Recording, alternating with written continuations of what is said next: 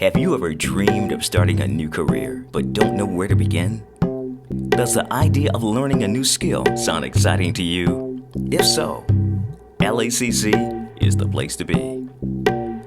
The Career Technical Education Program at LACC provides students of all ages with the academic and technical skills necessary to succeed in future careers. CTE programs provide students with training and skill sets required in today's workplace, such as critical thinking, collaboration, problem solving, innovation, communication, and teamwork. Students get to learn about different careers in a hands-on training environment, learn television production in a TV studio, explore the art of photography in our dark rooms and digital printing labs. Do you have a performer inside you that wants to learn the craft of acting? Enroll in theater classes. Tap into your inner techie in our computer science and engineering classes. Ever wish you knew how to play an instrument? The music department offers a wide range of classes, from piano to guitar and everything in between. Ever wanted to teach or run a daycare? Enroll in our child development classes and train in a practical environment. Start training for a new career with classes in rad tech, dental tech, nursing, business and marketing, and more. Fall classes begin August 31st. Register today at www.lacitycollege.edu. So today's presentation is going to be a little bit about basically the art of data-driven marketing. So I'm going to talk to you guys about, and this is a little different, I know, from the typical sessions here at DribbleCon. It's my first time, so I apologize for being a rookie at this, but I'll do my best and basically try and help you guys understand a little bit about our approach in data-driven marketing. Who am I? My name is Gus Murray. I'm originally from Australia.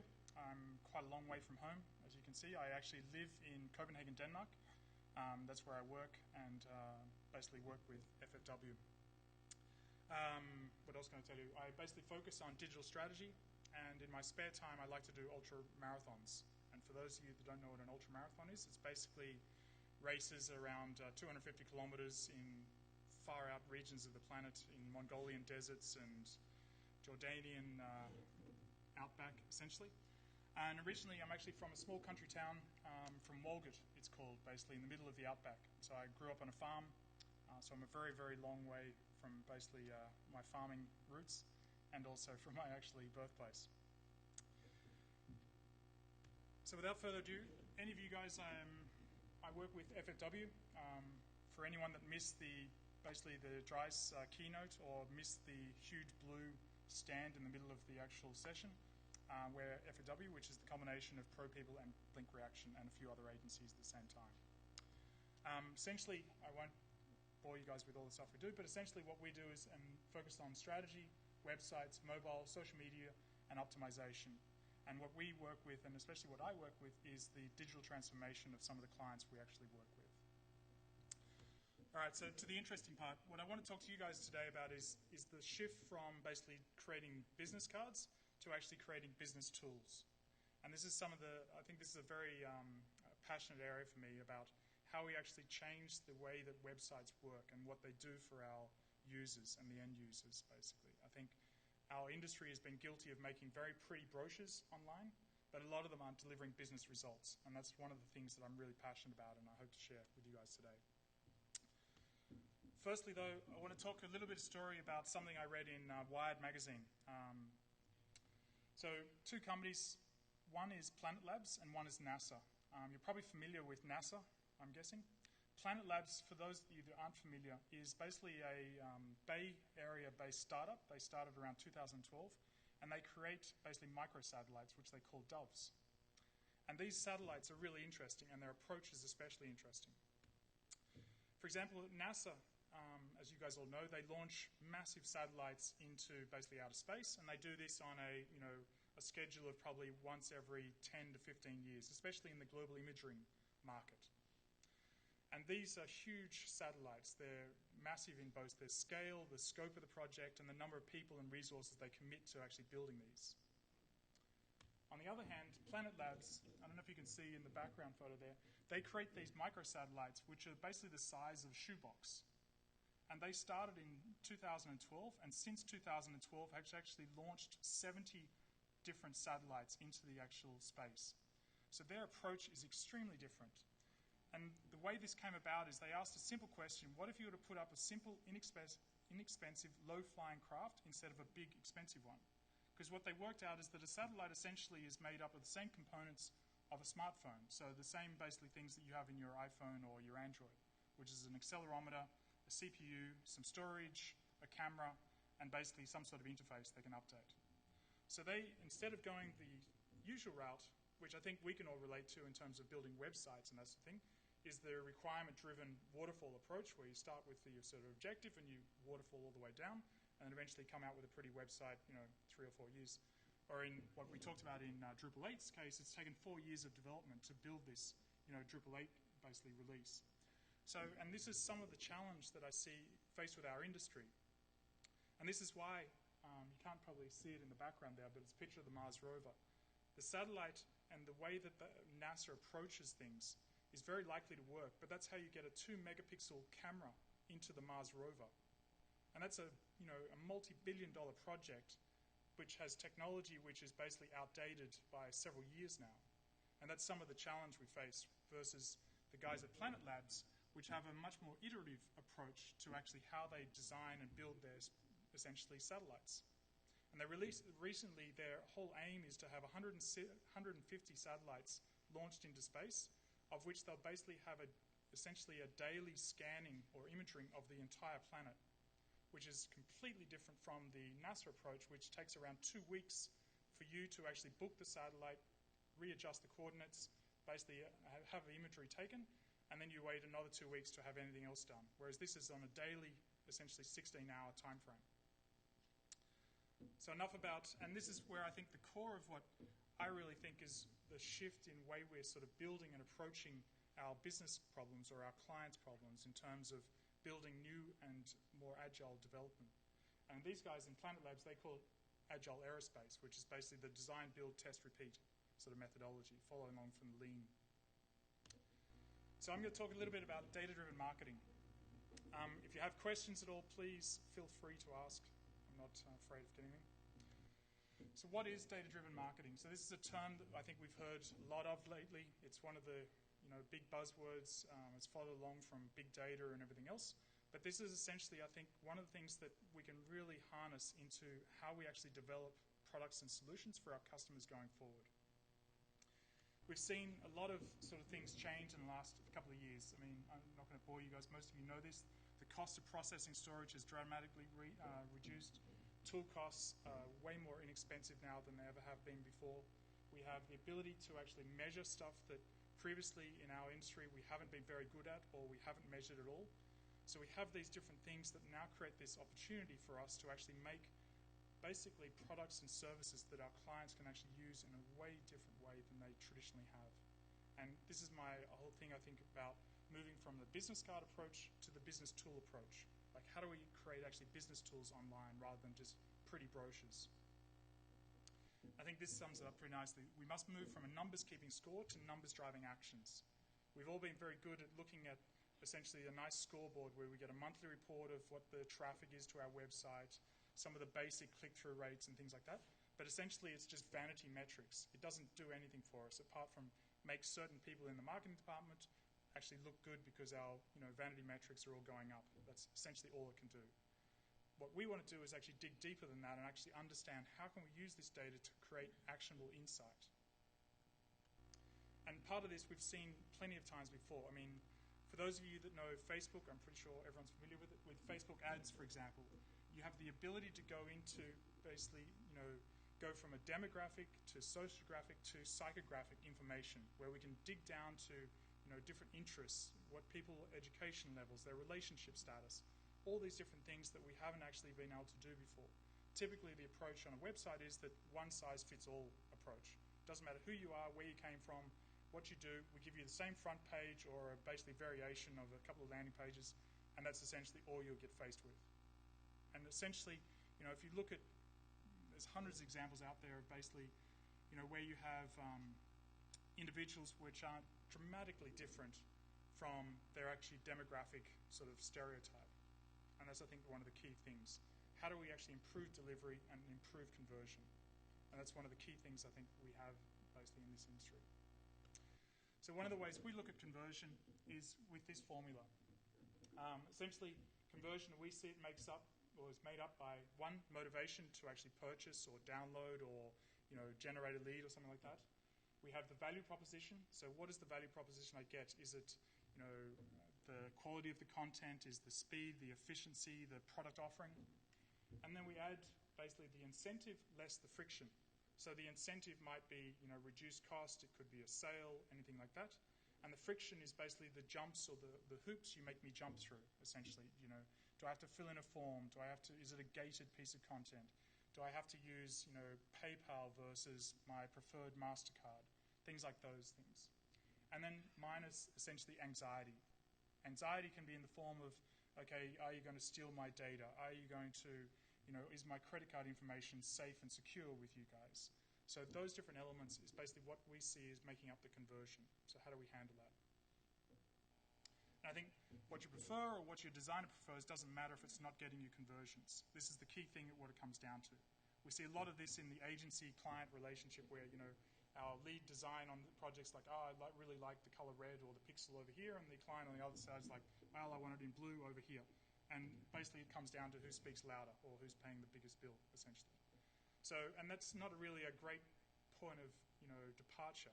What we want to do is say, okay, what does the user care about? What does the user actually want? What matters to the user?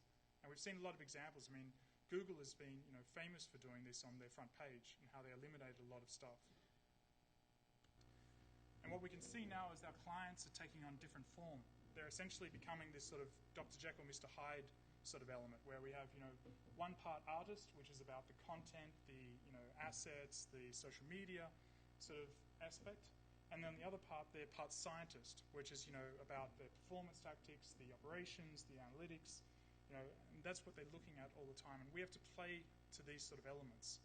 So it's making sure that we sort of keep both sides of the client happy. I think does everyone know Scandinavian Airlines? Or does anyone not know Scandinavian Airlines?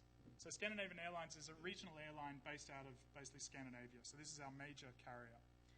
These are the guys I love to hate. I love using these guys in essentially examples because essentially their view of me is, I think, pretty typical of the way a lot of companies deal with their clients. So I'm one of their, I'm a fairly frequent flyer for SAS, or Scandinavian Airlines. So they know me relatively well. I have certain destinations I fly to on a regular basis. There's certain seating arrangements I have, certain types of flights I take, and certain times of day, everything else. But to them, when they send out information based on my behavior and everything else they've collected, it looks something like this. So I've got basically, first of all, an offer to a castle. I've got a nice coffee machine, some cutlery. Then I go down to, watches, some pots and pans, some wine, some candles, some women's jewellery, because that's what I'm probably interested in. And it keeps going to dressing gowns. What else do we have? Like bed linen, everything else. So their approach is basically, if we throw everything at this single person, then maybe they'll click on something, and then in the hope that, they'll actually buy one of those things, which is not a great result or approach, because now, as you can imagine, when I get an email from Scandinavian Airlines, what do you think I'm going to do with it? Delete it. Like, I'm not going to spend 20 minutes reading through all their offers to me because I don't have the time of day. Then I've also been to Tokyo once before, but then they're actually offering another trip to Tokyo again. So understanding my travel behaviour and things like that is not really that well done either. And then they changed language from Danish back to English because they've worked out I'm not actually Danish and I actually speak English. And now they're telling me about how I can go to New York. So their communication style and the way they have personalised is extremely broken. They have so many data or so much data around my behaviour and my activity with actually Scandinavian Airlines, but they haven't used any of it. Basically, the only thing they've personalised is my name at the top and my membership number. Okay, cool. On the other hand, I'm guessing you guys all know about Amazon. So Amazon are really, really good at this. They've been doing this for a long time, and they're one of the best in the industry. I wouldn't pay too much attention to this. I'm really fun at parties contrary to popular belief about my choice in books. But they're really good at understanding my behavior, my purchases, what I would like to buy, other things that other people that have bought similar books to me have. So they really have a different approach to this. It's very, very personalized, and the results speak for themselves. They've been extremely successful. So for me, it's looking at the journey, not the destination. Like, we have to stop thinking about, okay, how do we sell, more about how do we actually push people or actually get people to go along the journey. Instead of this whole lock-in mentality, how do we get people to lock on because of the value we provide and the personalization we provide? And this, I think, is done through, we have to change our perspective of, the .com isn't the only place that people are actually using these days. Like, we have a huge amount of different touch points that we as consumers interact with on a daily basis. So as a brand and a client, we have to understand this sort of network effect and take advantage of it and use this to actually inform us on how to actually better engage with our clients or customers. I think this is an example by Rand Fiskin from SEO Moz. So he's made the very, sort of dumbed down version of how we see the web. Me make content, humans click, then me buy, or then we get money, basically. This is the way we've traditionally seen sort of essentially content and websites. Where in actual fact, it looks something like this. Like, me make content, humans click, if them like, they remember, maybe them see more content I make, visit again. Me build trust, relationship with humans. When they need me, product, them come back. Like, this is more about how it actually works. So try saying this very fast. This is a good tongue twister. But this is more how the actual web works. Do you know what I mean? We don't go to websites and then just see it once and then buy the product or service that they're selling. It's often a longer journey that we see. It's more interactions. It's building that relationship that we sort of talk about all the time. And this is the whole element that, as I said before, we often have one spot where people come into our website and they see the front page, and it doesn't matter what stage of the customer decision journey they're in, they see the same information. Whereas what we're trying to do now is look at how do we actually break up this customer decision journey and deliver small pieces of information that match where these guys are in that stage. So if they're in the consideration phase, it's going to be very, very different from someone that's in the actual purchase phase. They don't need to get to know your brand anymore. They know who you are. They've established that relationship. Now they're interested in actually going ahead and purchasing the actual product or service.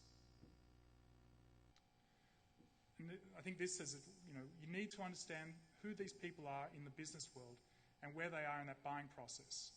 If they're very early, you don't want to serve them messages or content low in the funnel. So this is a key part of basically understanding, okay, where are people in the actual customer decision journey?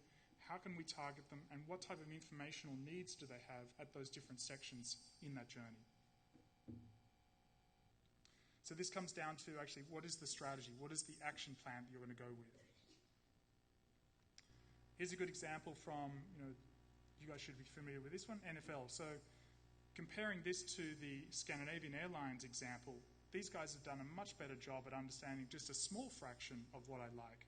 Do you know what I mean? They understand my team, they understand my name, and they know it's my birthday. So straight away, they've actually, made a win or a small win based on very, very small piece of information that they can essentially get in the public domain. So this is a much easier, and personalized approach. So my communication and relationship with the NFL is going to be way different than it will be with Scandinavian Airlines. Another great example, this is from one of your Nordstrom, one of the big retailers here. Has anyone seen this example? Yep. So basically what Nordstrom do is they basically put this small plastic tag on their most pinned product in the women's basically shoe section. So it's a really clever way of understanding, okay, the offline world and the online world are heavily integrated.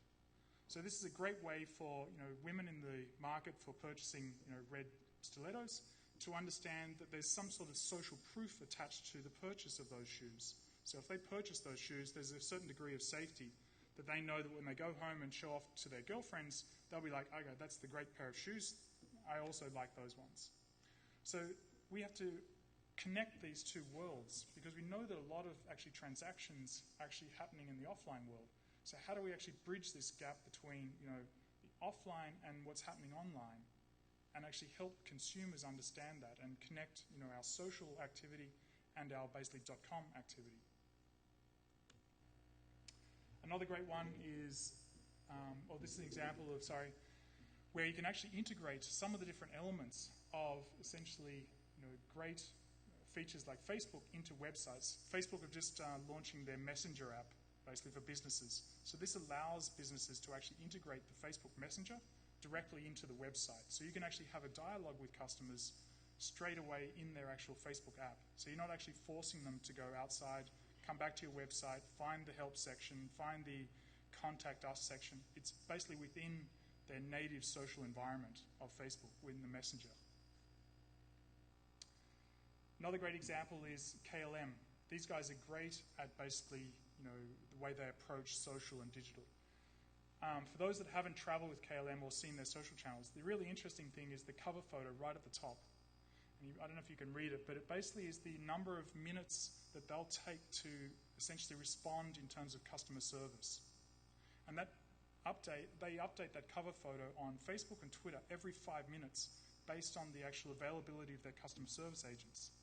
So they're actually integrating and connecting the social world to their actually customer service platform online, and actually integrating that in such a way because they know their users so well that, okay, if you have a flight issue or anything like that on, when you're stuck in Amsterdam or whatever, you go to the Facebook page or the Twitter page to say, where's my bag or where's my flight, and straight away you know that, okay, they're going to respond to me within 5 minutes.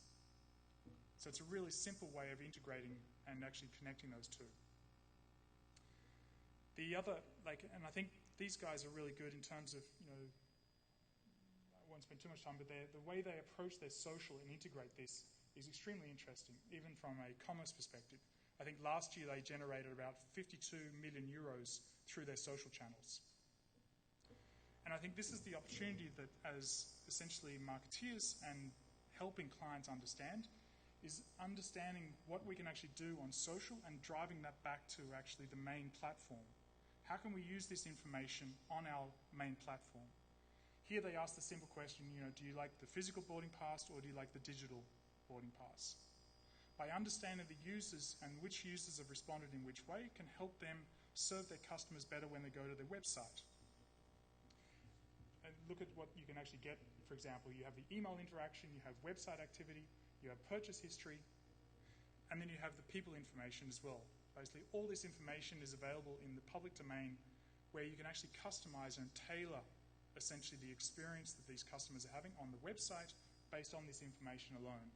So through their email campaign, where do they go, what do they click on, how do we actually tailor that and use that information to better serve these guys?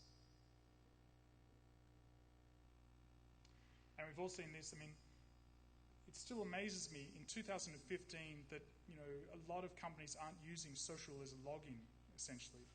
Scandinavian Airlines, who I really love talking about, they still don't do this. They don't use essentially social plugins to actually help complete forms or anything like that.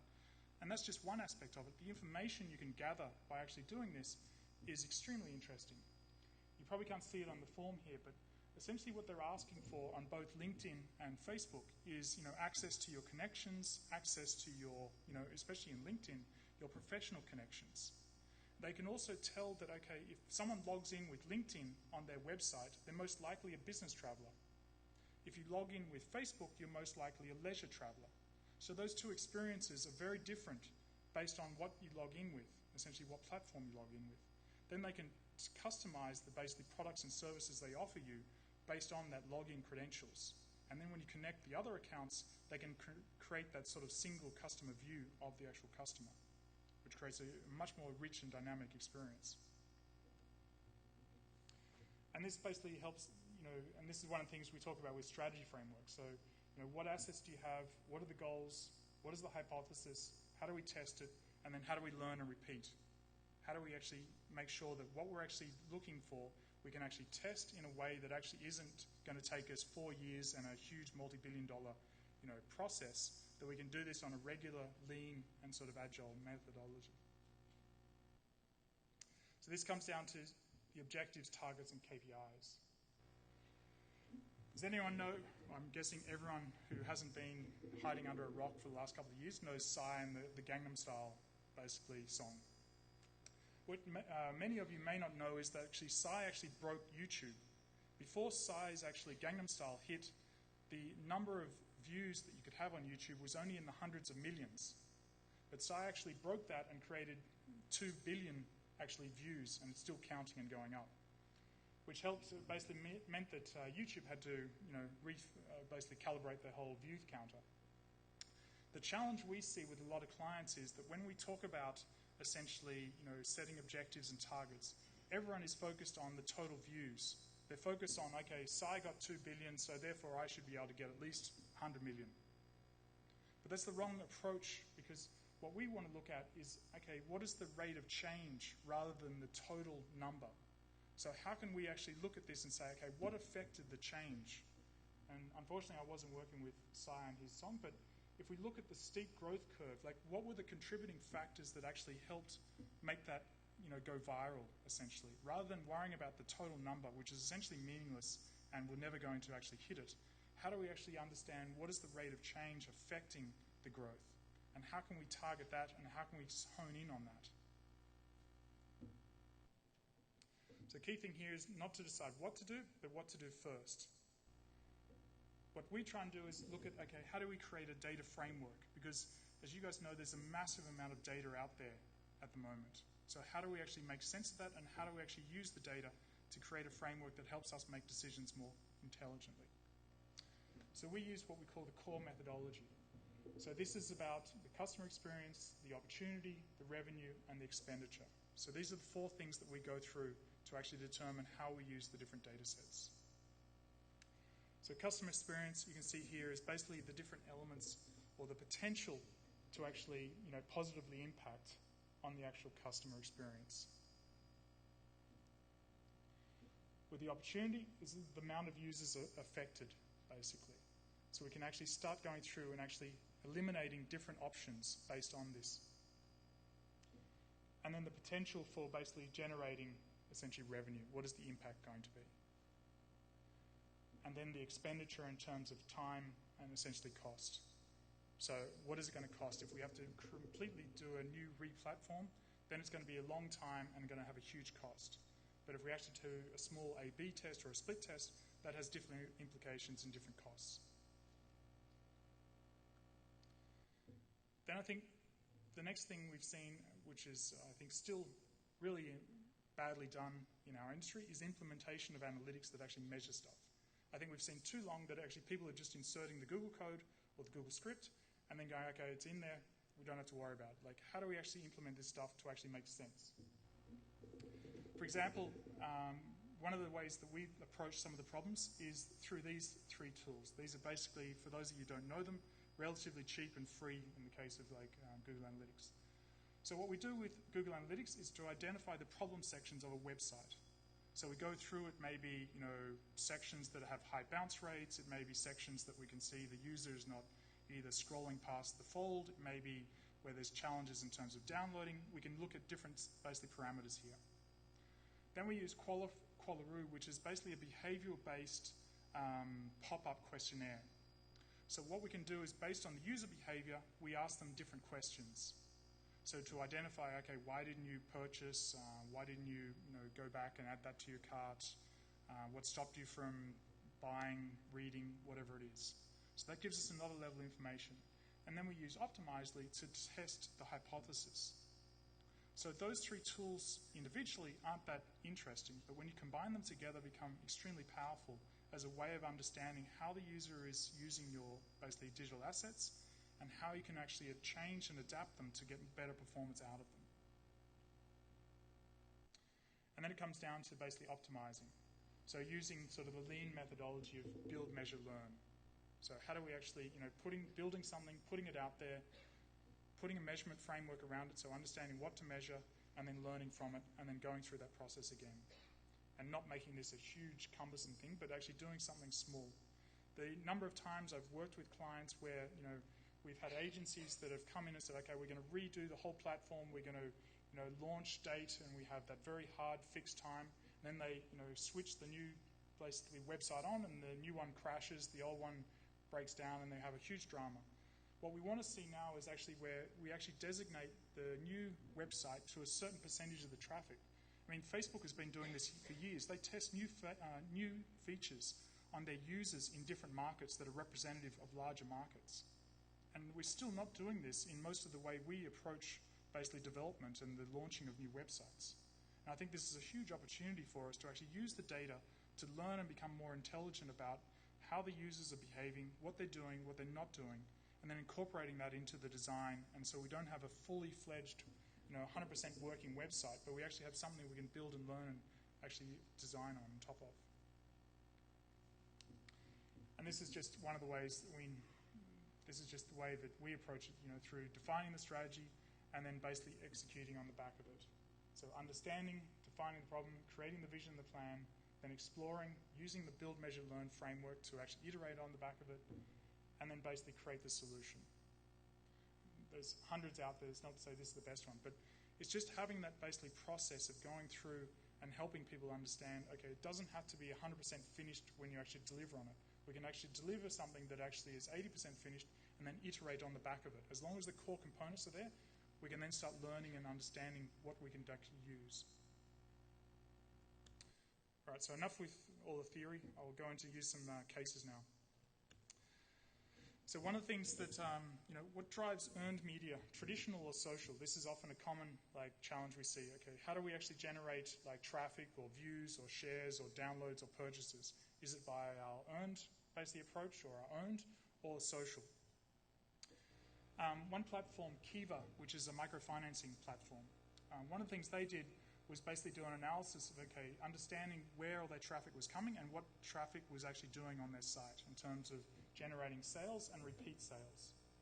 So you can see traditional earned media was generating around 900 new sales, around 400 repeat sales, versus a blog post was around 90 new sales, 63 repeat sales.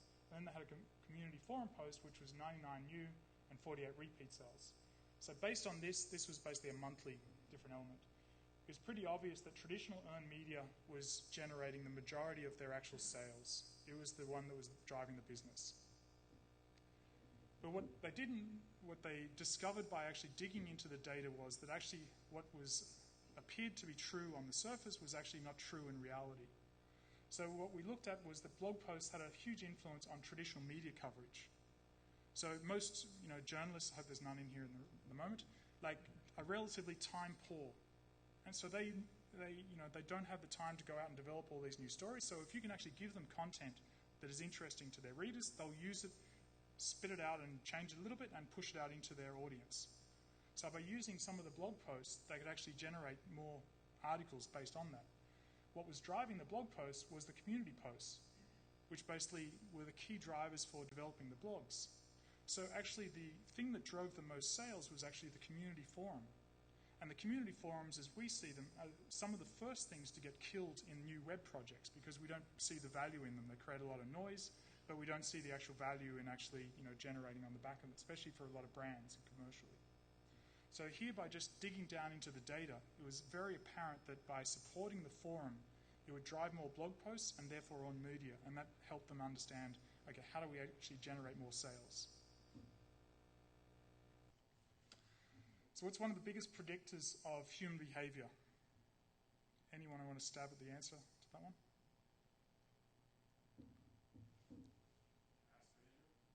What's that? Past behavior? Yeah, somewhat. That's true. But weather.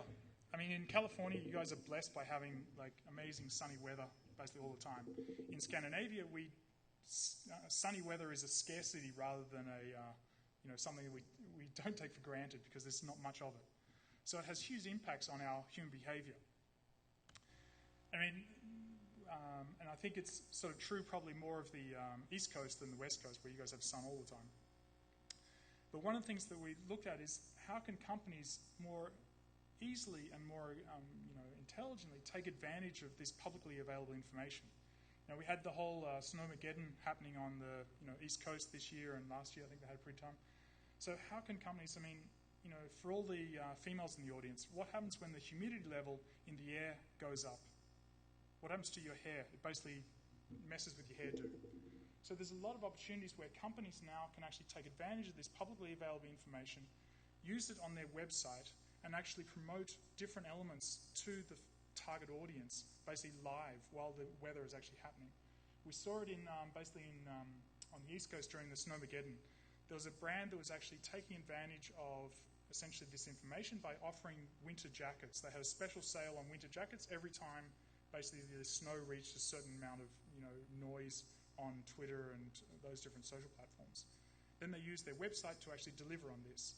So by integrating what's actually happening on the social platforms back into your .com and using publicly available information from the weather bureaus, and using this in more intelligent ways than just having standardized approach to actually how we deliver content.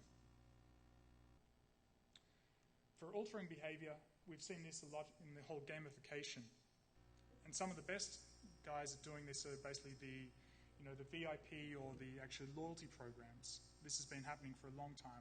We've moved from the loyalty program where you had the physical stamp at the coffee store to the actual more digital one where someone like JetBlue is actually using this as a way of basically upselling different seats.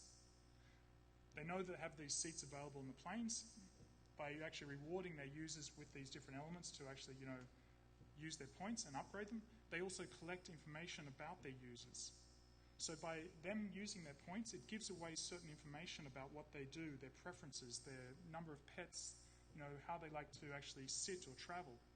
And that information they can then use and then reserve to those people based on different marketing techniques and ways of presenting that information. Sephora are also really, really good at this. So Sephora have different basically levels of loyalty program. I'm not sure how many of you guys are members, but what they do is basically they give away free products as part of their membership. So they give away on their website free samples or free actual products. The interesting part is that they allow the members to actually pick which products they would like to take home for free.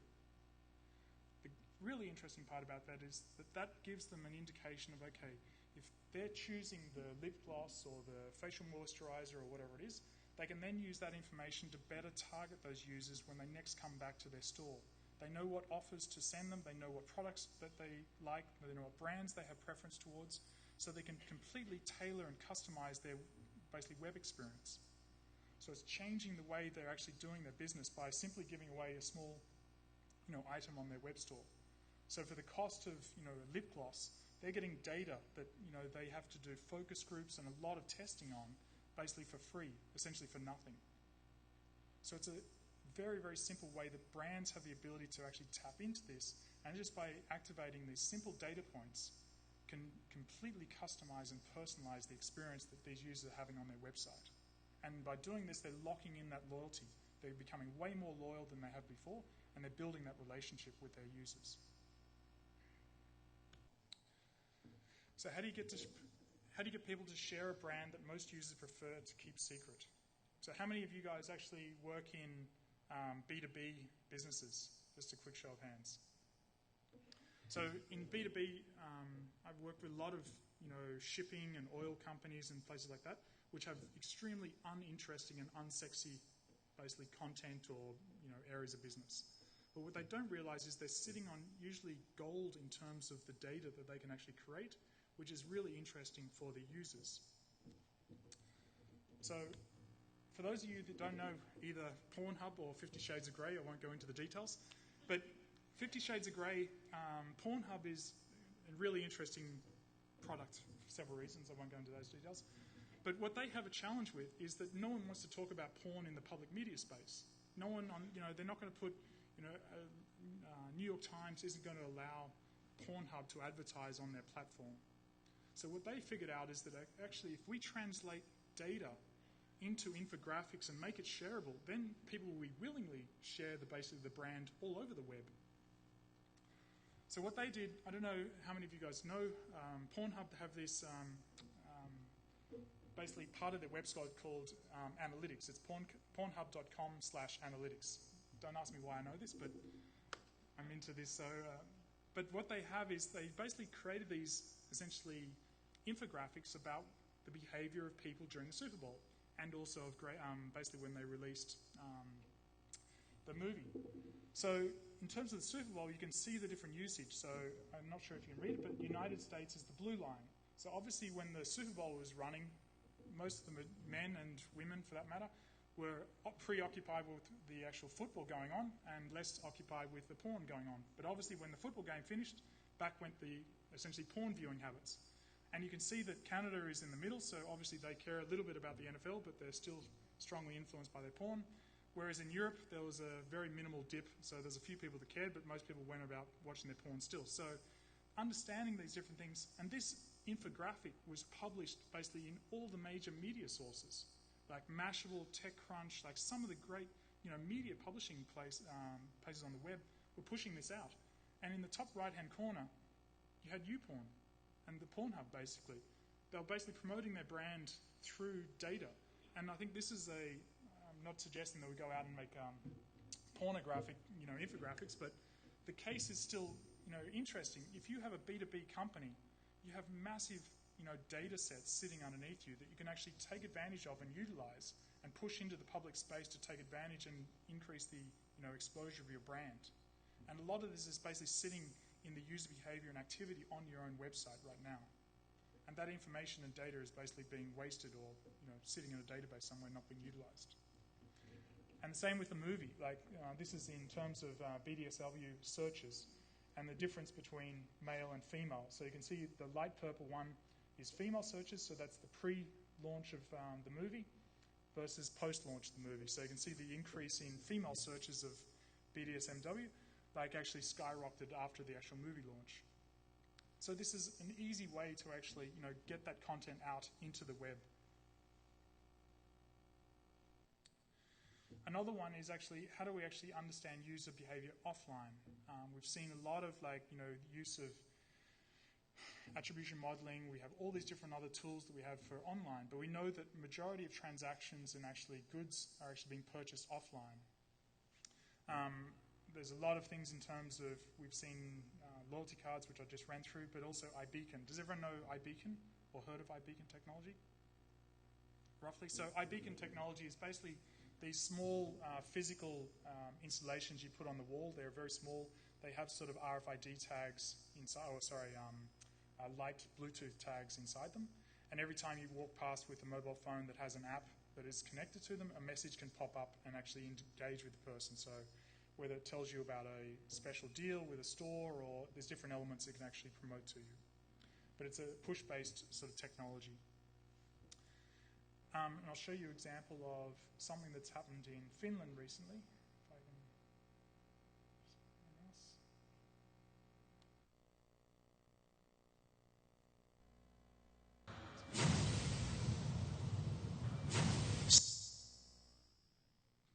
Oh, gonna have some loading issues. E-commerce is killing brick and mortar. Realty investor Sponda disagrees. If e-stores are winning because of their efficient use of data, why not take their best practices and use them in the real world? Introducing Physical Cookie. This simple keychain begins the new era of loyalty programs. No apps, no cards, and absolutely no sign-ups. Simply put it in your pocket and you're good to go. It works just like cookies online. When the person carrying it enters the shopping center, the system begins gathering behavioral data, learns from it, and then shows targeted offers and messages. In other words, it makes the retail space react to the customer's shopping habits and interests. Sponda was the first in the world to launch this system at one of Helsinki's busiest shopping centers, City Center, and branded it as the VIP Key loyalty program. Over 14,000 people were given these VIP keys, and instantly, they became part of a loyalty program. While conventional loyalty programs recognize their members only at the cashier, we do that the second our loyal customer walks in the door. With Physical Cookie, Sponda created an entirely new way to combine real-time marketing and a loyalty program, making the shopping experience smarter than ever before.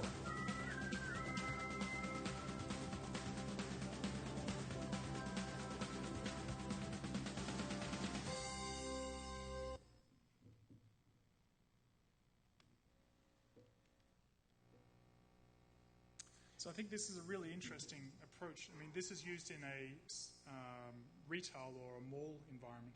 But you think about this from an educational perspective, you think about this from a whole different way of user sets in terms of companies and different aspects. There's a whole way we can actually start integrating this technology into the way we actually serve essentially clients and customers and users through these different technology points. I mean, this is just the sort of the beginning. Lastly, I'll tell you this case, you can't see the image, but what we're starting to do now, I mean, we're working with clients now, we're actually, based on the data that we're doing or receiving from the users, is determining how we actually develop like the site. What I was talking about before about, you know, working with data and actually launching sites.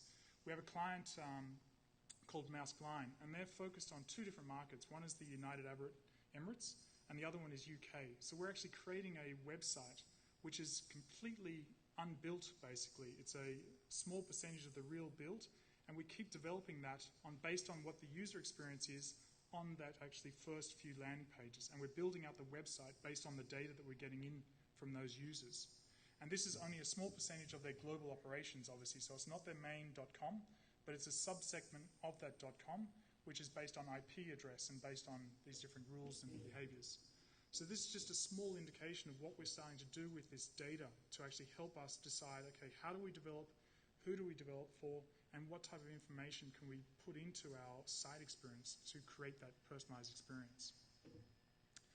I'll leave you with this quote by basically Amazon. So this is, if you live in Chicago, Amazon doesn't have to know it's snowing, but they know your neighbor just bought a shovel and 8 pounds of salt. So with that, I'd like to say thank you. Any questions?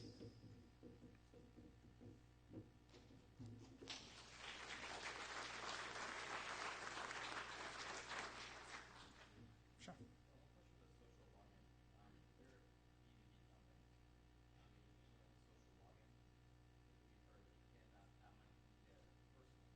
Yep.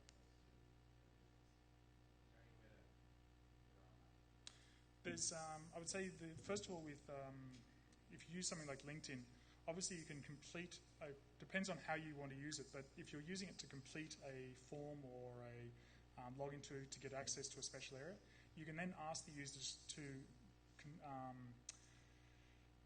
complete their essentially profile. So once they've logged in with something like LinkedIn, you can then go and say, okay, we've got this piece of information, is this correct? Is this how we should communicate with you? And then you can validate the actual email address if you need to.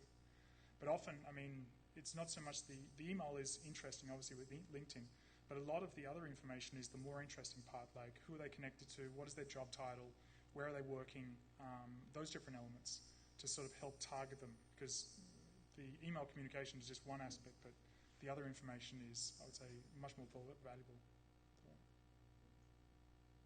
Yeah. Also regarding the social logins, I've gone to sites where I've been prompted thinking, wow, I want to comment on this. I'm going to output, create an account or log in socially, Yeah. and you're always presented with, you do realize you're going to share your profile with people. Do you have any sense or numbers of how many people like myself kind of go like, oh, I don't know this site, I'm not sure I want to share all that information right now with them. So I'm worried about implementing that type of a social login on my site, because I'm wondering how many people are going to think like I think, like I'm not sure I want to share it. It's a great question. I mean, and I think there's no real good answer. I mean, I have a lot of data on, okay, and that's a little bit about that friction I was talking about earlier, like that friction of, okay, do I really want to log in using my social accounts, and I know I'm going to give up some information, how are they going to use that? And I think the best way is to test it. I mean, you can log in with your social accounts, you can also log in with your email or something like that, and also just test that friction, and then do a split test where you say, okay, let's push 50% of the users will use social login, the other 50% will actually let them log in for free or without giving up information. And that way you can actually test. And a lot of the data I've seen depends on the value proposition you give the users.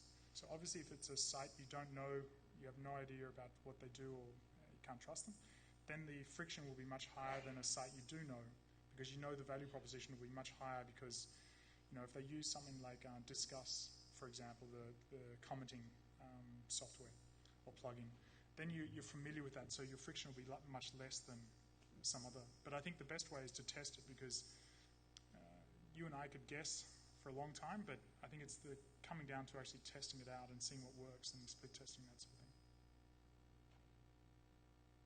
Chris? Yeah.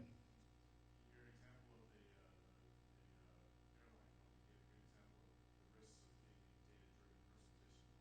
Yeah. Right? Using this data to make assumptions about a customer and then driving them further away if those assumptions were incorrect. What do you say then to a mid-sized enterprise that may not have a lot of resources for the best technology, for the best services organizations for their bigger projects on how to use data-driven personalization without avoiding the risk of getting it wrong? I think that there's so the question is, if you don't have the resources of someone like Amazon, for example, how do you actually do some sort of email personalization?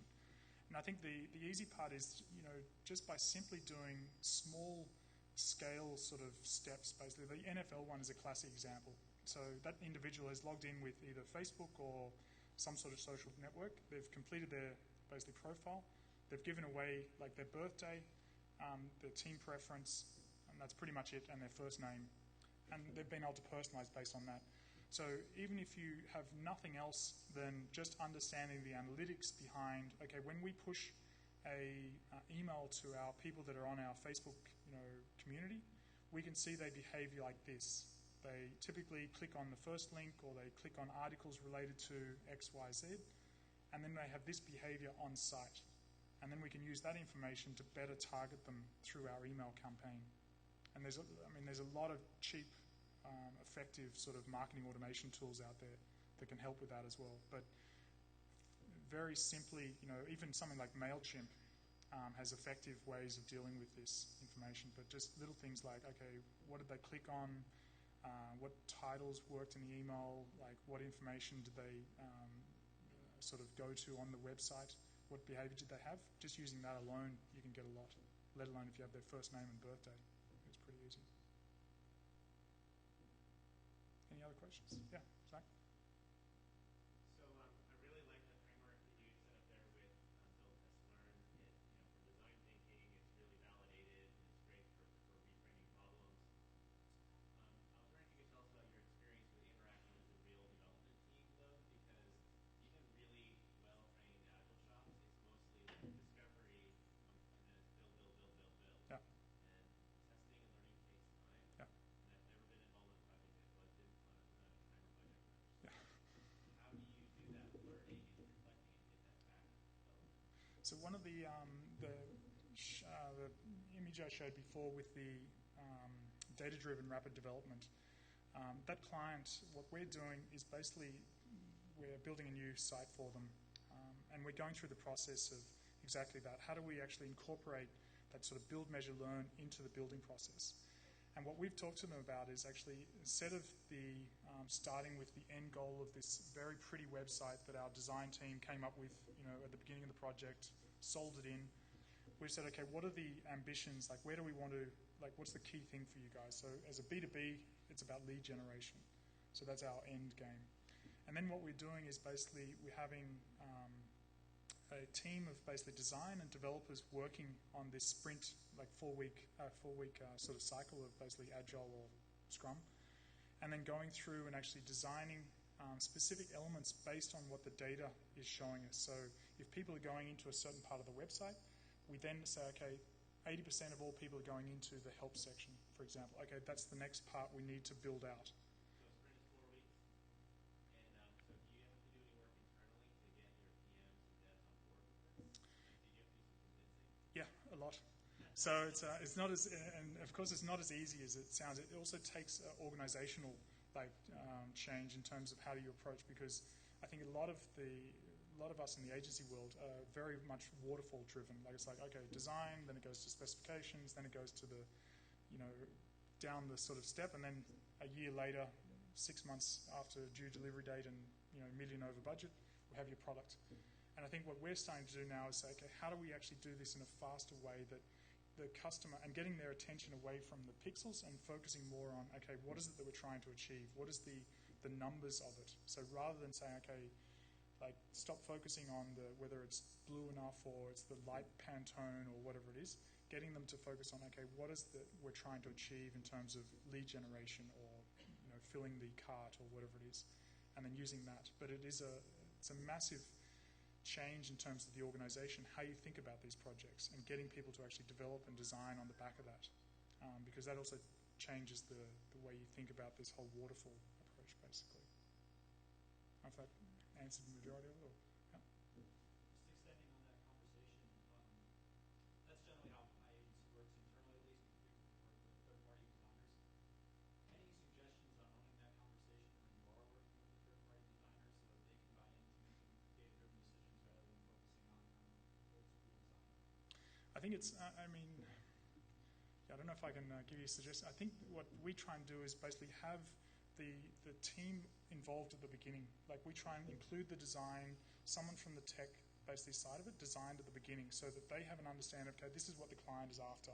Because typically I think it's like, in a typical organization, you have the account management or the sales guy make the sale, they come back, they brief the design team, it goes down the system.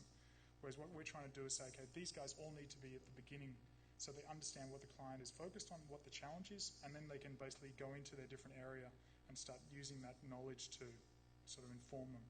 And then we have the analysts, which are providing the data, saying, okay, this is what the numbers are saying. We can see that people aren't engaging with this button that you created, or the menu structure doesn't work. We have to rethink how that information is prioritized or whatever it is. So I think a lot of it is just having that transparency and them involved at the beginning. I think and it's also changing the way we sell projects as well. Rather than making that huge sale, it's sort of saying, okay, how do we actually go in with a different approach and sell on an iterative basis rather than the one-size-fits-all approach. Any other questions?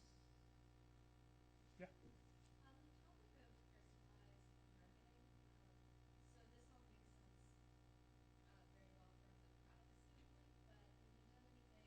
I mean, you have different user personas you could target marketing toward. What type of things have you done there? So we work with Audubon, which is the bird, basically, society. So classic example of working with donations as our conversion point rather than lead generation or whatever. So we use the same approach exactly, but our end goal is, in this case, donations. So how can we actually build that donationship element? So there it's basically just understanding, okay, what type of users typically donate the most, what information do they look at before, how do we take them through that user journey, basically, and where do we target the specific information at what stage? And that's, I think, that part of that personalization is it through the email marketing, it's through the social channels, it's through their owned assets on .com and things like that, and then using those together to basically help drive them through that basically funnel. So that's sort of the very light version of it, but we're More customized information versus offers. exactly. So it's just understanding, okay, what do these guys look for on the web? What sites do they go to? What are they engaging with on our social channels, on Pinterest, on some of the more visual platforms?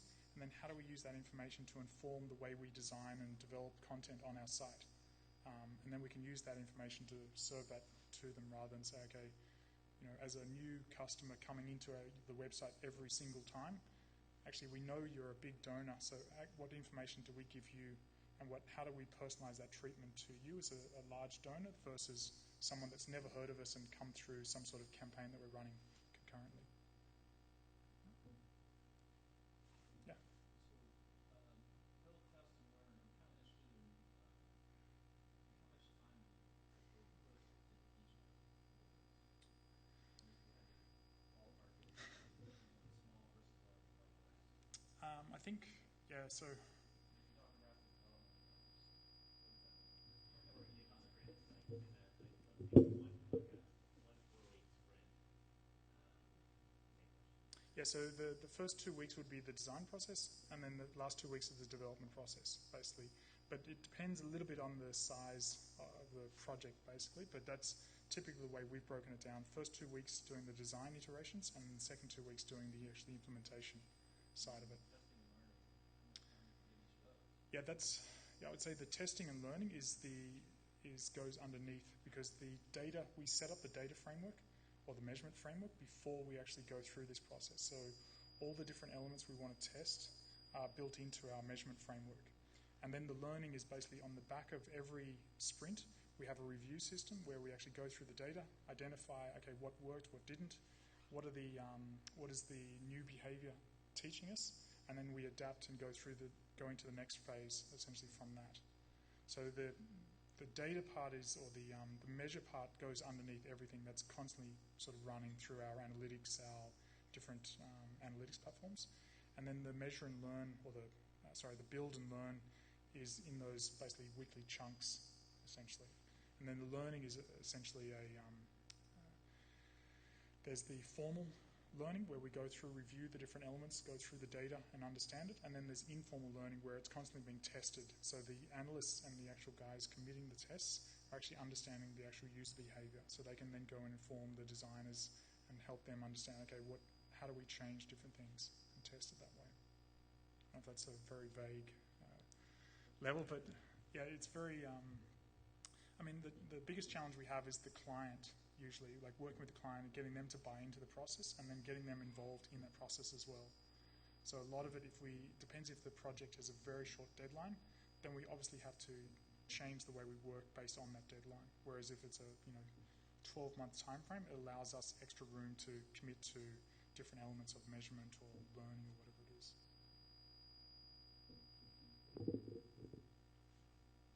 Any other questions?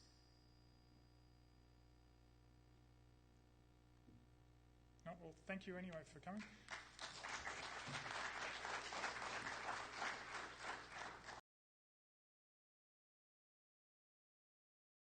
Santos de Los Ángeles es una agrupación musical con una interesante trayectoria, principalmente en la industria fílmica, donde han contribuido con sus temas en memorables películas.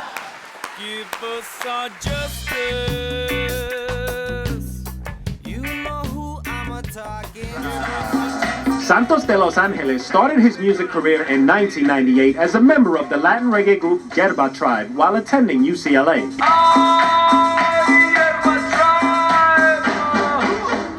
You mentioned in Latina as Yerba Tribe, and you also got mentioned yourself, no?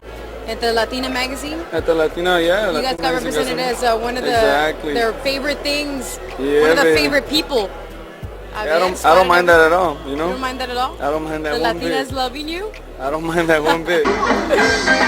Born in Jalisco, Mexico, and raised in Los Angeles, Santos grew up surrounded by violence and crime. His lyrics reflect the struggle of young Latinos trying to escape from poverty.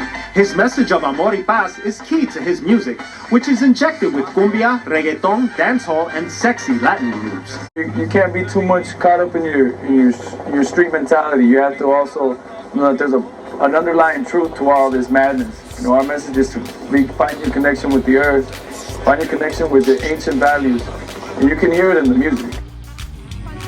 And this is the band leader right here. This is Santos de Los Angeles. And for you, Santos, this is a really important time for you as well, isn't it? We were talking earlier.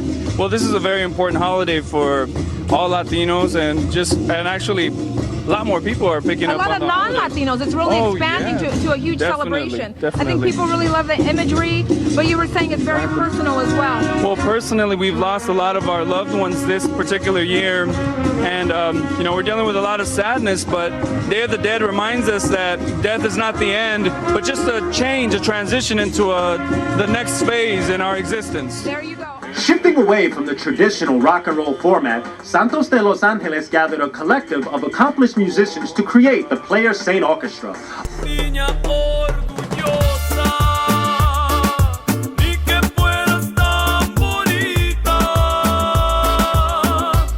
The orchestra in itself is a big social club in and of itself. We have a starting lineup, which are these cats right here. We have a second string. Different groups throughout the LA area have collaborated and come on stage with us. Santos de Los Angeles and the Player Saint Orchestra spread their musical love with shows staged throughout LA, Washington, D.C., New York, and Chicago. It's a challenge because we're doing something that's grassroots. We're doing it on our own. I think it's comparable to anything that's on the mainstream level as far as sound quality is concerned. But, there's still a lot of politics involved, which we can't shake. But we're very confident that the power of the music itself is going to speak for itself and open doors for us.